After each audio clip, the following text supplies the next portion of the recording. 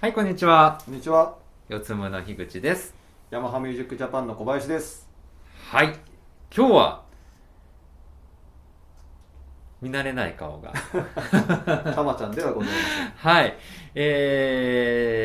今日はですね、昨日に引き続き NS の3000、この冬に出ました、新製品ブックシェルフスピーカーを、プロモーションをしに、ヤマハからはい。小林さんがやってまいりました。よろしくお願いします。よろしくお願いいたします。昨日も撮られたんですね。そうなの。あ、昨日はほぼほぼ徹夜で編集しました。ご苦労様でございます。いやいやいやいやいや。ちょっとどんな内容なのかだいぶ楽しみなんですけども。そうなんですよね。もうアップしてますので。あ、はい。早いですね、お仕事が。いやいや、今日のために。ありがとうございます。ありがとうございます。今日は休日出勤なんですけど。まあそれはさておき。普段小林さんってなかなか言い慣れてないので、ちょっと舌がもつれちゃうんですけど、カンちゃんカンちゃんって言ってね、昔から、うちの店には、出入りしてくださってて、そうですね。とても、仲のいい、お付き合いをさせていただいている、酒友達そうですね。夜友ですね。夜友。かなり、お酒は強い方なので、はい。まあ、今コロナでね、ちょっとね、そうですね。自粛なので、随分肝臓が綺麗になってるのではないかなと思うんですけども、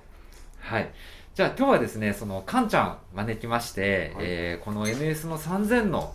魅力をですね、はい。ヤマハさんの、見解からいろいろとアプローチをかけていただきたいなと思っております。はい。はい。ではですね、小林さんのちょっとご紹介をですね、もうちょっとさせていただきたいなと思うんですけども、うちの玉田と同様、旧車好きです。あの、結構のね、旧車マニアの方とは私は聞いてるんですけども、何いやいやいや、乗っとったんやったっけ？私はRX7 であったりとかシセブン、ルビアであったりとかシル90ビア。年代ぐらいの車ですね。ああ、なるほど、はい。なるほど。どっちかというと走る車ですね。そうですね、自分でいじって走るみたいなところなんですけども。トイレとか攻めてたんですか？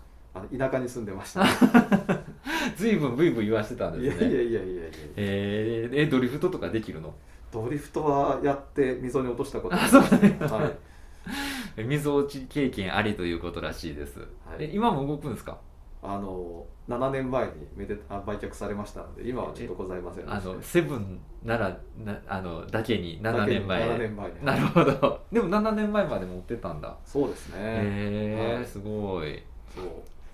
四日市無線さんにお世話になってた時も乗ってましたね。あ、そうなんだ。はい。やっぱりよく壊れるんですか？壊れますね。どうも旧車好きの方は、私の信じられないことがいろいろ多いというはい。まあ、それは置いといて、はい。今日はNS の3000の、魅力をですね、解剖していただきたいなと思っております。まずはですね、ちょっと皆さんに、3000の魅力を語っていただく上でですね、はい。まず音、やっぱり、あの、ありきでしょうというこそうですとで、ね。はい。一発目、サウンドからですね、聞いていただきたいなと思っているんですけども、ただ聞くだけでは面白くない。うん。はい。ということで、今日はね、カンちゃんと、音楽自慢対決おおやってみようかなと思ってるんですけど、ー。はい。皆様、どちらの音楽が好きだったか、いろいろコメント寄せてくださればですね、今後の励みになるかなとはい。思うんですが、はい。まずは、昨日に引き続き、レコード、NS の3000を、聴いていただく上で、この曲を聴いてほしいっていうですね、曲を1曲ずつはい。ちょっと勝負しようっていうことで選曲しました。どっちからかけよじゃんけんで。う？じゃんけんで。はい。最初はグー、じゃんけんぽん。あ、じゃあ先行ということで先行で。私からこちはい。らです。はい。はい。LP なんですけども、はい。The Wonderful Sounds of Female Vocals とはい。いう版になります。はい。こちらはですね、女性ボーカルの曲を合わせたコンピレーション版みたいなものなんですけども、なるほど。本当に海外のアーティストさんなんですけども、はい。有名どころがたくさん入っているということですね。で版も2枚組ですんで、は A 面 B 面4面にわたっていろんな曲が入ってるんですけども、はい。特にこの中でおかけしたいのはホリー・コールのテネシー・ワルツになります。名曲ですね。はい、これはもともとホリー・コールのアルバムで「はい。Don't Smoke in Bed」っていう1993年のアルバムに入ってた曲になるんですが、はい。このアルバム自体も非常にバラエティ豊かなアルバムになってまして、いろんな曲が入ってるんですけども、特にこの中でもひときわブルージーっていうんですかね、はい哀愁を感じさせるテネシー・ワルツをおかけいたします。はい。で聴きどころとしてはそういうすごいブルージーな雰囲気なんですけども、ホリー・コールの声っていうのはあくまで清々しくって、はい。やっぱりその演奏の前にこう凛々しく立ってるみたいな感じなんですけども、やっぱりこの NS3000 の一番の売りというのがですね、はい。やっぱりこの空間の表現なんですよね。はい。どっちかっていうとエネルギッシュにスピーカーの前に音がガツッと出るようなスピーカーではないんですが、はい。このスピーカーの後ろの空間にですね、えこの音楽かけた曲の演奏空間が非常に緻密にはい。正確に再現されるんですね。ですので本当にまさにホリー・コールがそこにいて歌ってくれるような雰囲気っていうのが出てくると思いますので、ちょっとそんなところを中心に、お聴きいただきたいと思います。前に押し出してくるというよりも後ろに空間が広がるような、そうですね。そういう表現力を持っているスピーカーっていうことなんですね。その後ろの空間の中は、はいあくまでホリー・コールは前にいて、後ろにピアノだったりとかハーブっていう楽器がいて、はい。かつその位置も非常にこの目に見えるように分かるっていうことになりますかね。はい、これはとても魅力的な、はい、はい、表現なんではないでしょうか。はい。では早速おかけいただけますか。はい、じゃあ、おかけいたします。はい。ちなみに今日カンちゃんがこの NS の3000を鳴らすのにチョイスしたアンプというのが、はい、こちらですね。はい。ヤマハの AS3200 になります。はい。こちらも今年の新製品なんですけども、四日市無線さんに置いていただいているはい、モデルですね。昨日ね真空管をちょっと置いてたんですけども、やっぱりこっちでしょうっていうことで、はい、今日はヤマハの、プリメインアンプを、ご用意いたしました。はい。こちら、先行して AS3000 というモデルが展開してたわけなんですけども、この AS3000 にですね、本当一番基本的な構造の部分ですね、シャーシーだったりとかそういう筐体の部分に踏み込んでリファインしたという非常に野心的なモデルになってますんで、音も非常に大きく変わってますんで、このアンプで、NS3000 がどこまでドライブできるかという個性が出るかというところですね。こちらも一つチャレンジになってます。じゃあ、はい、おかけいたします。はい、ちなみにこのプリメインアンプ、ヤマハさん全シリーズに共通して言えると思うんですけど、このアンプっていうかこのイコライザー結構いいのがついてるんですよね。そうなんですよ。こちら、はい、このイコライザーにもですね、非常に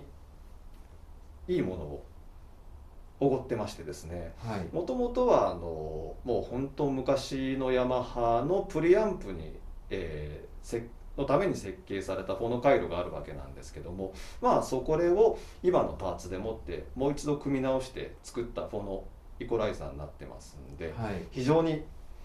いいものが入ってますんで、その部分も、一つ製品の売りになっております。価格以上の、クオリティがこのアンプとして中に内蔵されていると思ってもいい感じでしょうかね。そうですね。今日は、はい、別体のフォノアンプを通さず、直接ヤマハさんのフォノ入力に、接続して MC 入力で、鳴らしているっていう接続です。はい、はい。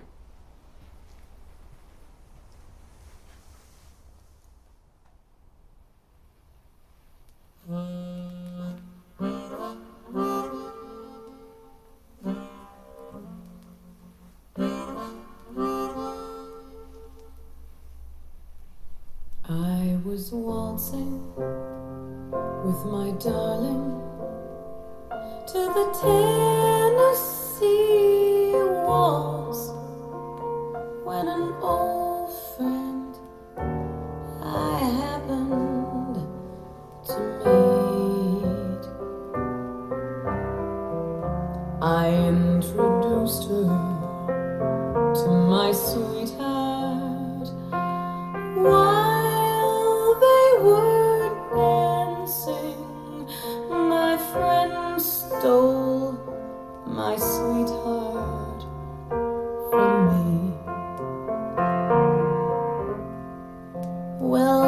remember the night and the Tennessee waltz. Only you know how much I have lost. I have lost my only sweetheart. The night they were playing the beautiful Tennessee waltz.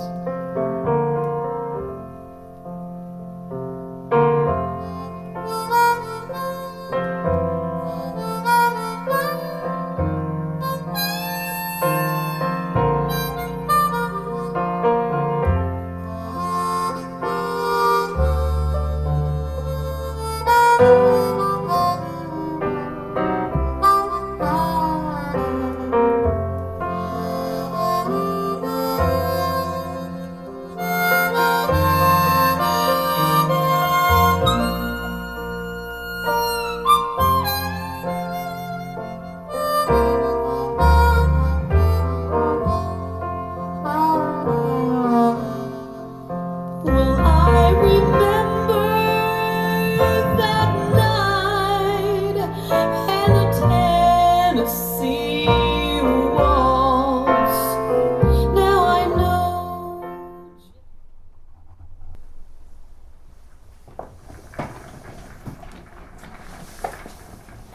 はい、いかがでしたでしょうとか。ても清々しいところが現れるようなそうですね。音色で、はい。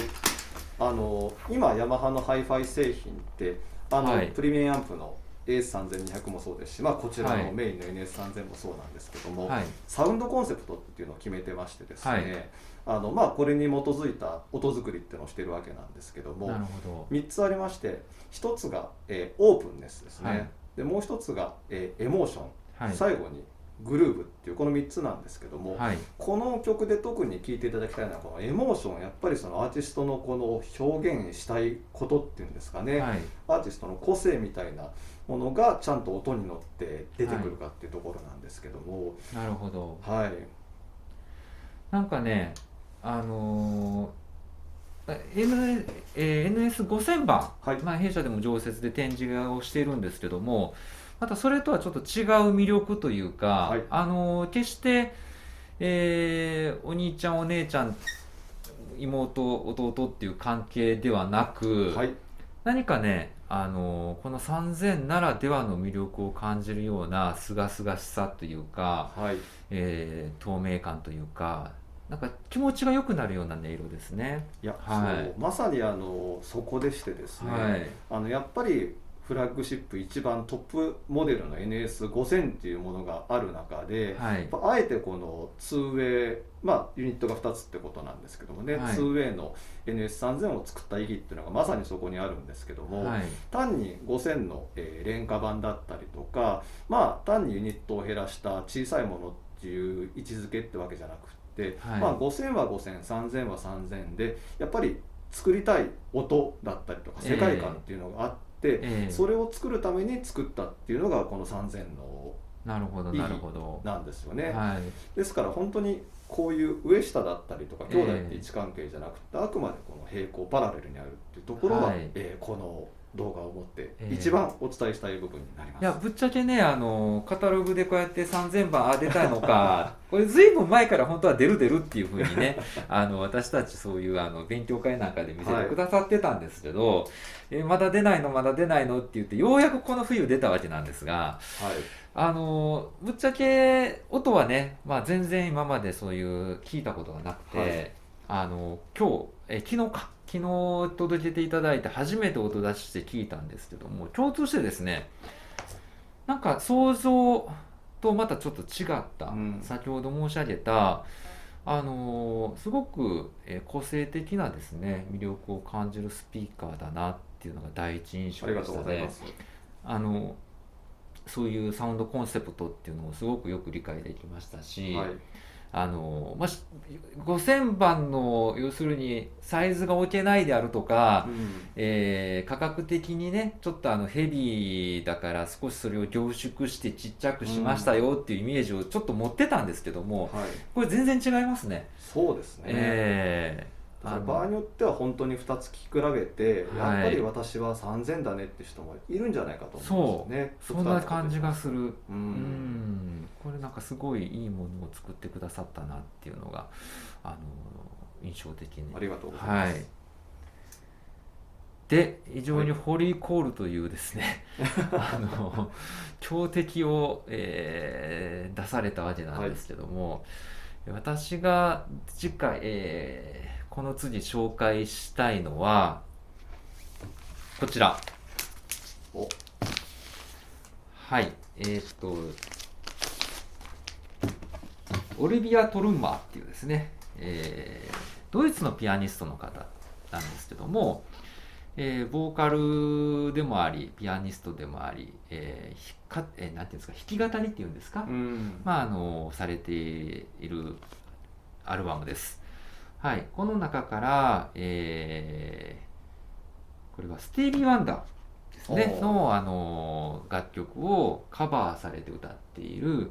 You Are the Sunshine of My Life っていう曲をですね、おかけしてみたいなと思うんですが、はい、なぜこの曲を選んだかというと、先ほどね少し前に押してくるような音ではなく後ろに、はい、空間表現を豊かに出すっていうのがカンちゃんから言葉があったように、やっぱりそういう雰囲気っていうのはなんとなく私も昨日聞いてて感じまして、ではその空間表現を、お聴きいただく上で面白いアルバムはないのかなと思って探した1枚です。なるほど。っていうのが、このタイトル名にも、書かれているようにこちらドイツのですねバウアースタジオっていうですねところで、中を広げますと、こういう感じでこうですねスタジオに観客を招いてライブレコーディングしているっていう、スタジオレコーディングでありながらライブレコーディングっていうですねちょっと珍しい、アルバムなんですが、しかもアナログたる、魅力を味わっていただくために、デジタルリマスターではなく、こちらスチューダーのですねテープ録音をしているという、本当の意味でのアナログ録音ですね。珍しいですね、珍しいですね。それを、音楽ファン向けにですね、作ったと言っても過言じゃないアルバムの一つかなと思うんですが、さらにちょっとジャケットの裏を見ますと、観客席に対して、ピアノがあり、マイクがこのように配置されて、どういうふうに収録されているのかっていうのもちょっと想像しやすくなっている、アルバムだと思いまして、その奥行きの空間表現っていうのをですね、ちょっと味わっていただくのに、非常に分かりやすい、アルバムなのかなと思いました。そうですね、マイクの立てた位置とかそういったのがちゃんと書かれてるっていうのは非常に聞く上で情報としてはそうなんですよね。結構このいいですよね。マイクの名前を見てみても、総勢たるマイク。なるほどなるほど。はい。ピアノもグランドピアノの配置に対して、マイクが何本立ってるんだろう。かなりね、そういうピアノの広域弦から低域弦まで、距離を感じるようなね、音のそういう収録の仕方っていう意味でもちょっと聞き応えがあるんではないかなと思います。そうですね、やっぱりそのマイクの選び方だったりとか、マイクのセッティングっていうのはやっぱりそのステージ感っていうのをちゃんと出したいがためにこういうものを使ってたり置いてたりすると思いますので、やっぱりそういったものがこのスピーカーでどれだけ再現されるかというところですね。この小さな体からどのような空間表現を出してくれるのかとても楽しみで、これ実際ちょっと本当に聞くのは僕今初めてで、本当に私も楽しみの一つなんですけども、おかけしてみたいと思います。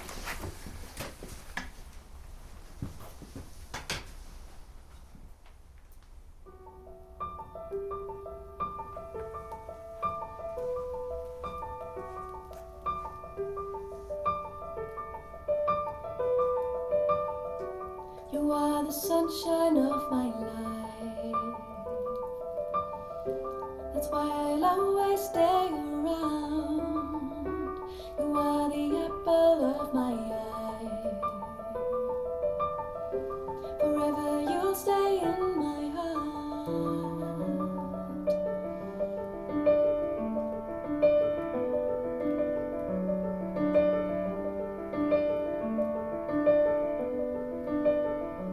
You are the sunshine of my life. That's why I'll always stay around. You are the apple of my eye. Forever you'll stay in my heart. It feels like this is the beginning. Although I've loved you for a million years. And if I thought our love was ending, I'd find myself drowning in my own tears. Because you are the sunshine of my life. That's why I'll always stay around. You are the apple of my eye. Forever you'll stay in my heart.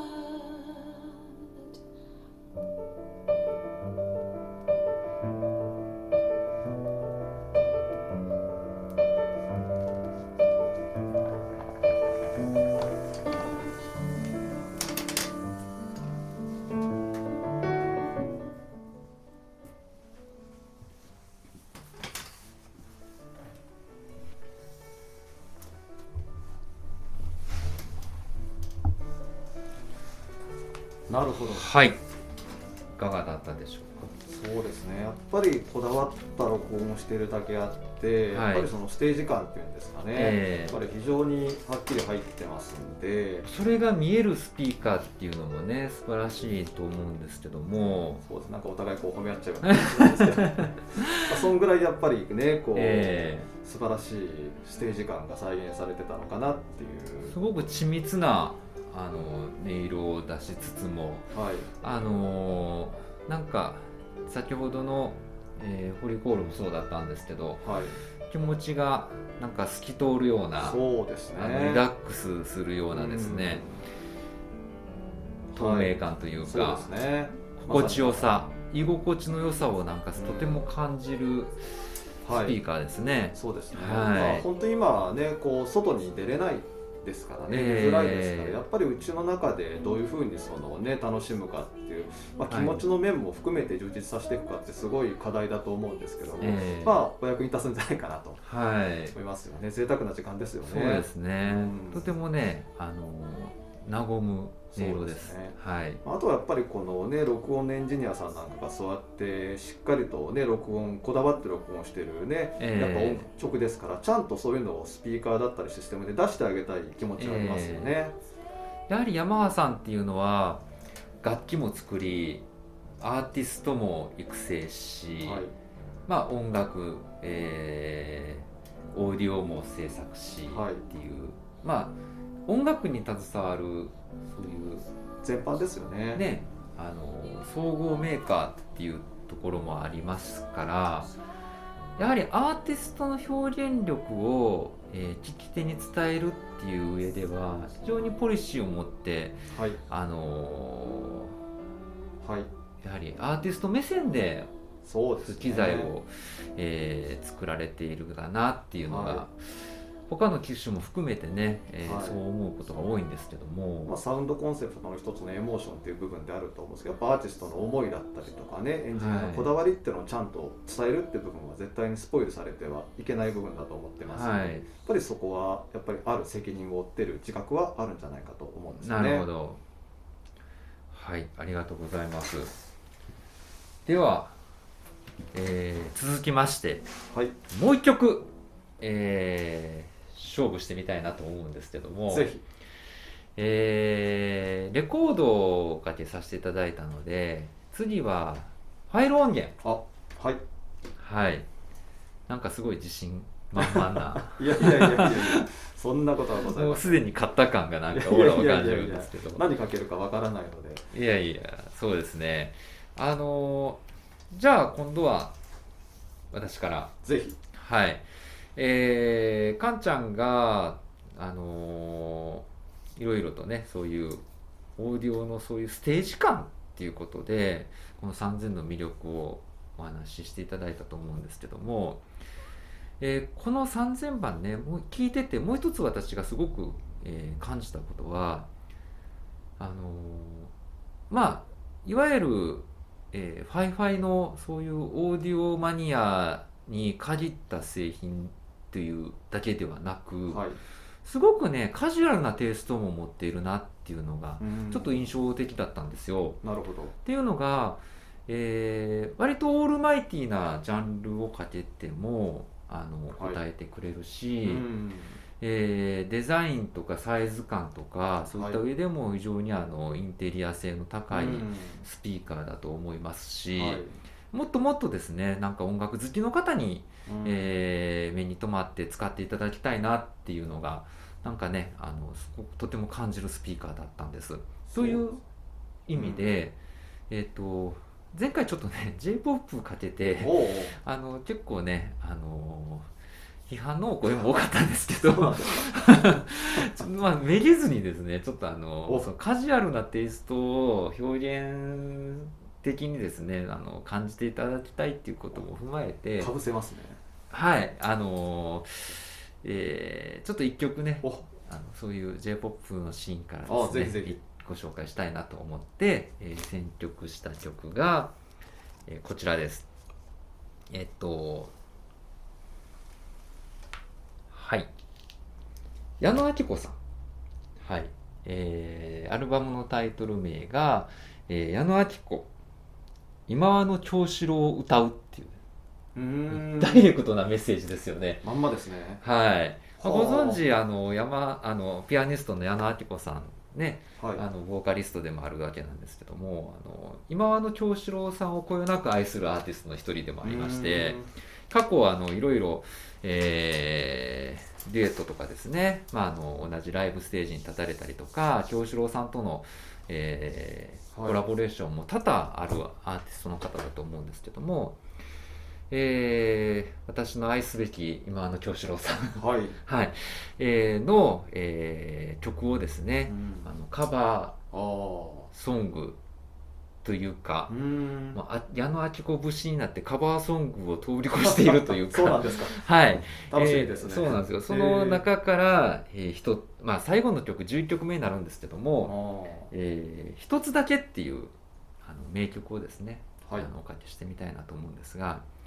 11曲あるアルバムの中のこの最後の1曲だけ実は、矢野顕子 with 今和の京志郎っていうですね、ほう。へえ。どういう音源を僕は使っているのかちょっとわからないんですけど、はい。何かねレコメントを見ますと、コンプレッション使っていない京志郎さんの生の声がおどうもこの一つだけで聴けるというね触れ込みがあるんですよ。へえ。はい、でかつ、今からおかけするのはハイレゾ音源、96キロ、24ビットの、ハイレゾ音源で聴いていただこうと。それは矢野顕子さんも歌ってて、京志郎さんも歌うって感じそうなんです、ね。そうなんです。うんこの一つだけはですね YouTube で検索していただくと結構ライブステージなんかも実際ありまして矢野顕子さんがステージのバックでピアノを弾きながら京志郎さんが一つだけを歌っているっていうね。実際にあったライブでも演奏された。私映像で何回か見てます。へえ。はいその時はね矢野顕子さんがリードをするんじゃなくて京志郎さんの歌に矢野顕子さんがピアノで伴奏をつけてるっていうような感じだったんですけども、今回は矢野顕子さんがリードボーカルで歌いながら、今は亡き京志郎さん今の京志郎さんが、デートしてるという。お贅沢ですね。これもねオーディオの楽しみの醍醐味の一つなんではないかなとそうですね。思うんですよね。はい。では早速、聞いてみていただきたいと思います。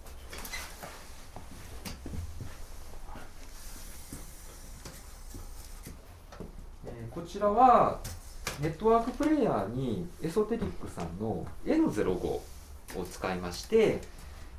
バランス接続で AS3200 に接続してあります。このアンプはバランス回路も設けていると思うんですけども、いろいろね、山田さんってこの下のモデルからもバランスがついてたりとかしてて、はい、そうですね。結構バランスには強いっていうか、はい、この AS3200、2200、1200っていうのは本当にバランスにこだわっておりまして、はい、まあボリュームで入力され、インプットに入力されてからボリュームまで全部バランスで伝送しております。フルバランスと言ってもそうですね。AS1200 だけはバランスの入力はないんですけど、中の信号のやり取りはバランスでやってますんで、はい、これそこは共通している部分になっております。そうするとその上の2200、3200は、はい、構造自体もフルバランス。そうですね、バランスの入力があって、はい、XLR の端子でケーブルで接続できるということになっております。なるほど。そういった意味でもステージ感がよりアーティスト目線でつながっているっていうところにつながるんでしょうかね。そうですね、ノイズが少ないので非常に、その辺が正確に再現される部分は特徴としてございます。はい、ではおかけしてみます。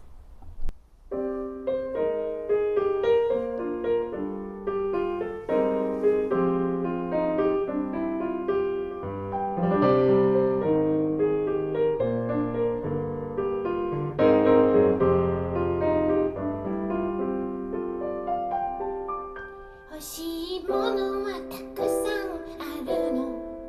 きらめく星屑の指輪、寄せる波で組み立てた椅子、世界中の花集め作るオーデコロン。けれども今気がついたこと、とっても大切なこと、欲しいものはただ一つだけ、君の心の黒い扉開く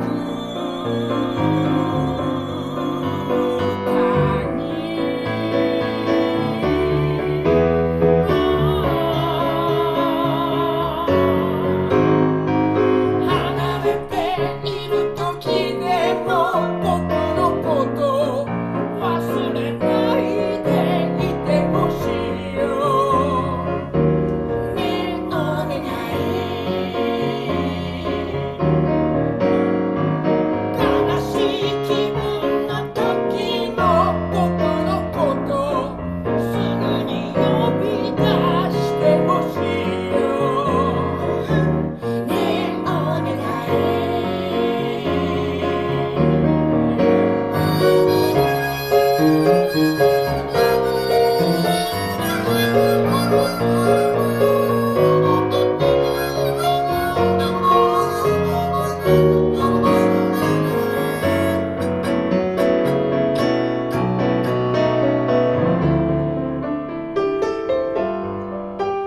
楽しいことは他にもある。満月の下のバーでテニスコートを駆け回る。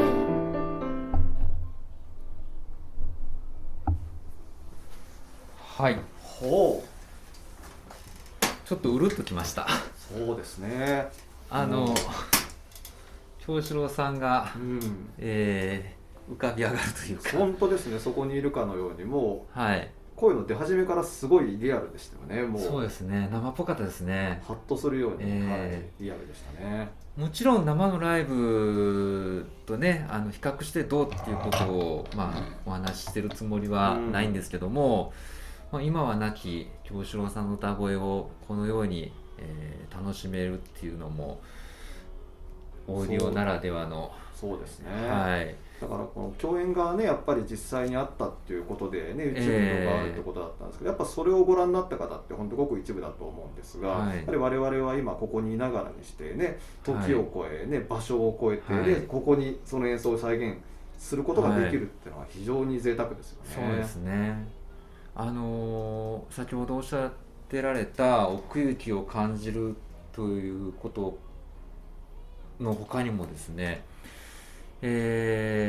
か浮き上がるようなそういう実体感的なものであったりとか、なん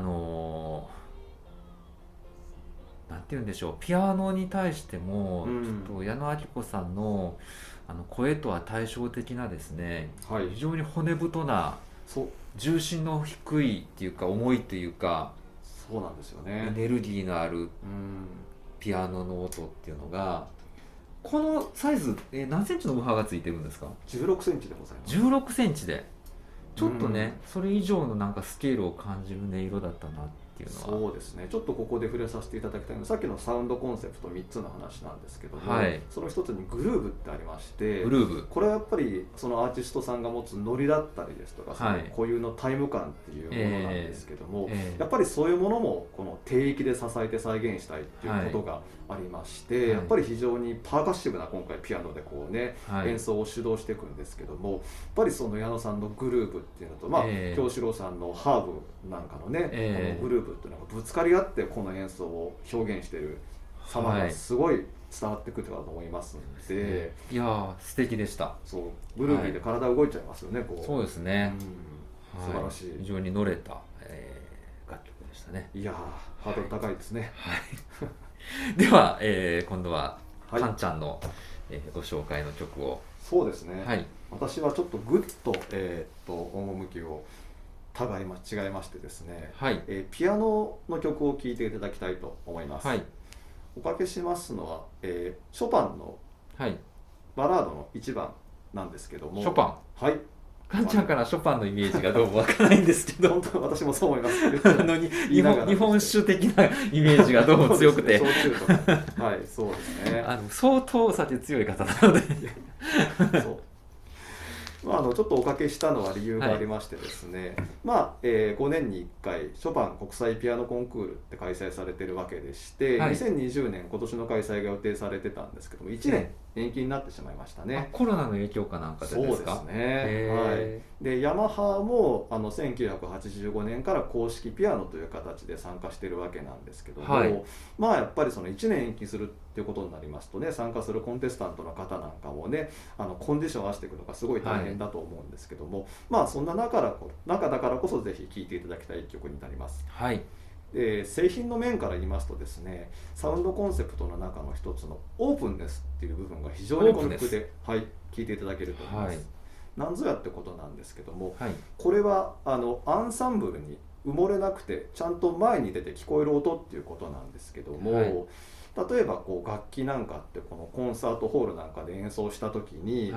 すごい小さな微小な音を弾いた時にもちゃんとそのホールの一番後ろのお客様まで聞こえるような音っていうんですかね。なるほど。やっぱりそういうところって表現していく上では大事だと思うんですけども、やっぱりスピーカーだったりとかオーディオシステムでそういったものが出てほしいっていうのはやっぱり意識してヤマハ音を作ってるんですね。なるほど。だからこの曲も非常に小さな音から大きな音まですごいこのダイナミックレンジでうねりを持ってピアノで表現されるわけなんですけども、そういうところがちゃんと出るかなというところと、あとは本当にそのピアノがそこにあるからの実在感ですね。そういったものが感じていただけると嬉しいなと思います。では聴かさせていただきましょう。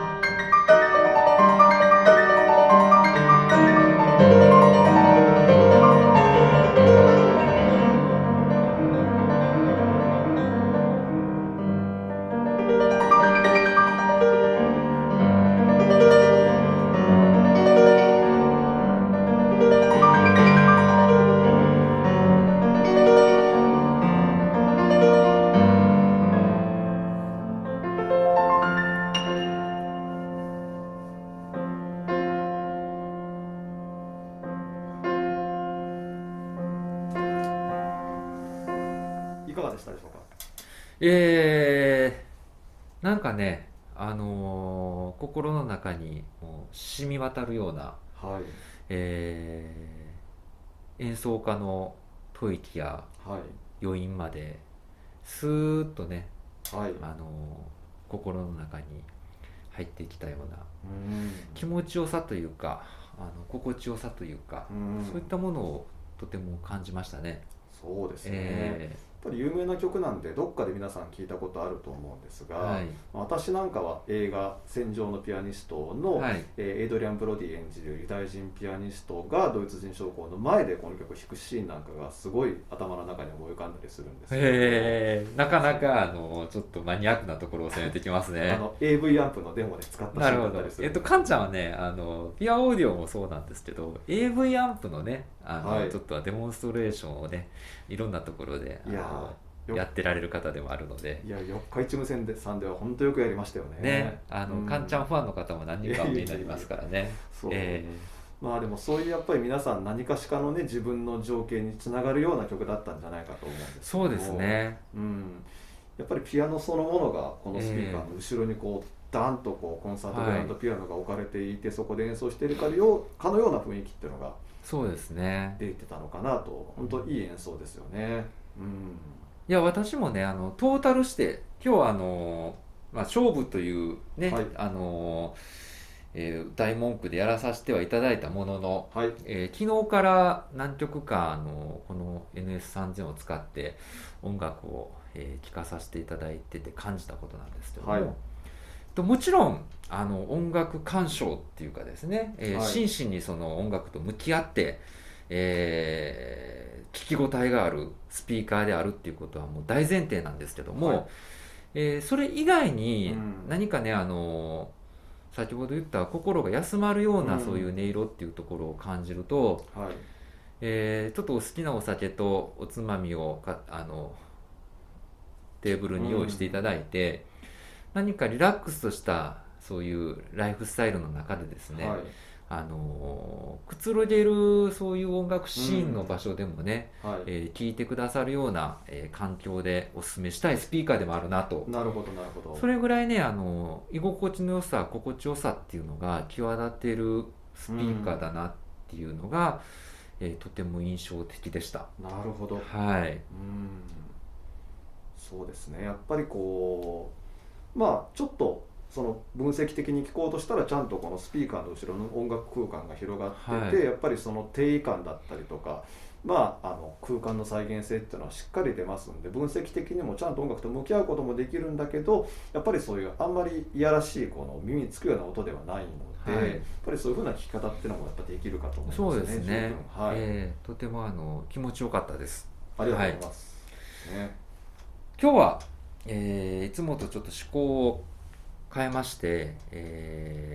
較視聴というよりもですね、この NS の3000番の、ご紹介を、カンちゃんを交えて、お客様にご案内させていただきたいなという気持ちで取り組まさせていただいたんですけども、楽しいね。そうですね。やっぱいい音楽をこうやってね、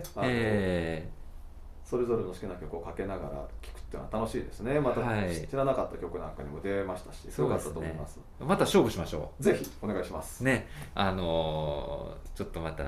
いいネタを温めて、そうですね。カンちゃんに挑みたいと思います。私も挑戦させてください。今日は、長時間ご視聴ありがとうございありがとうございました。ました。それではまた。